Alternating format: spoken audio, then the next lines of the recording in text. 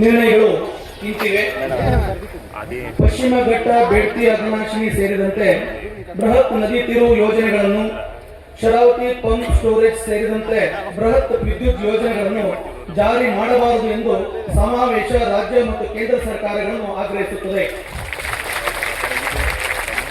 ಇದೇ ಸಂದರ್ಭದಲ್ಲಿ ಎತ್ತಿನಹೊಳೆ ನದಿ ತಿರುವು ಯೋಜನೆಯ ವಿಫಲತೆಯನ್ನು ಸಹ ಸಮಾವೇಶ ಸರ್ಕಾರ ಹಾಗೂ ಎಲ್ಲರ ಗಮನಕ್ಕೆ ತರುತ್ತದೆ.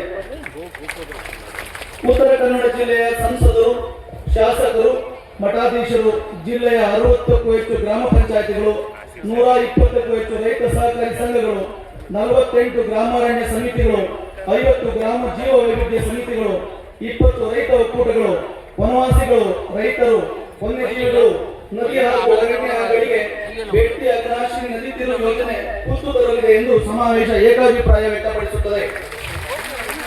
ನಿಮ್ಮ ಕರಕರಡ ಸರ್ಕಾರಕ್ಕೆ ಮುಟ್ಟುವ ರೀತಿಯಲ್ಲಿ ಬರಲಿ ನಿರ್ಣಯದ ನಂತರ.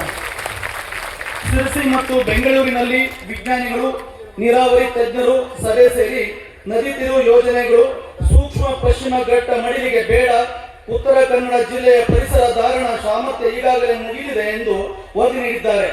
ಆದ್ದರಿಂದ ಸರ್ಕಾರ ಜನಾಭಿಪ್ರಾಯವನ್ನು ಪರಿಗಣಿಸಿ ನದಿ ತಿರುವು ಯೋಜನೆಗಳನ್ನು ಶಾಶ್ವತವಾಗಿ ಕೈಬಿಡಬೇಕು ಎಂದು ರೈತರು, ವನವಾಸಿಗಳು, ಮೀನುಗಾರರು ಪಾಲ್ಗೊಂಡ ಈ ಸಮಾವೇಶ ಒತ್ತಾಯ ಮಾಡುತ್ತದೆ. ರಾಜ್ಯದ ಮಾನ್ಯ ಮುಖ್ಯಮಂತ್ರಿಗಳು ಈ ಹಿಂದೆ ನಿಯೋಗ ಅವರನ್ನು ಭೇಟಿ ಮಾಡಿದ ಸಂದರ್ಭದಲ್ಲಿ ನೀರಾವರಿ ಇಲಾಖೆಯ ತಜ್ಞರು, ಉನ್ನತ ಅಧಿಕಾರಿಗಳು, ಜನಪ್ರತಿನಿಧಿಗಳು ಹಾಗೂ ಬೇಡ್ತಿ ಅಗ್ನಾಶಿನಿ ಕೊಳ್ಳ ಸಂರಕ್ಷಣಾ ಸಮಿತಿಯ ಪ್ರಮುಖರ ಸಭೆ ಏರ್ಪಡಿಸುವ ಆಶ್ವಾಸನೆಯನ್ನು ನೀಡಿದ್ದರು. ಅದರಂತೆ ಈ ಸಭೆಯು ದಿನಾಂಕವನ್ನು ಆದಷ್ಟು ಬೇಗ ಸರ್ಕಾರ ನಿಗದಿಪಡಿಸಬೇಕು ಎಂದು ಸಮಾವೇಶ ಆಗ್ರಹಿಸುತ್ತದೆ.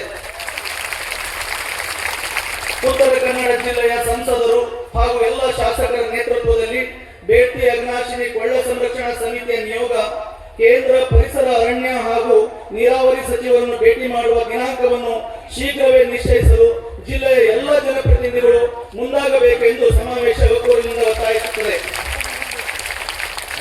ಬೇಡ್ತಿ, ವರದಾ ಹಾಗೂ ಅಗ್ನಾಶಿನಿ, ವೇದಾವತಿ ನದಿ ತಿರುವು ಯೋಜನೆಗಳ ಬಗ್ಗೆ ಡಿಪಿಆರ್ ತಯಾರಿಸಲು ರಾಜ್ಯ ಸರ್ಕಾರ ನೀಡಿರುವ ಒಪ್ಪಿಗೆಯನ್ನು ಹಿಂಪಡೆಯಬೇಕು ಎಂದು ಸಮಾವೇಶ ಒತ್ತಾಯಿಸುತ್ತದೆ.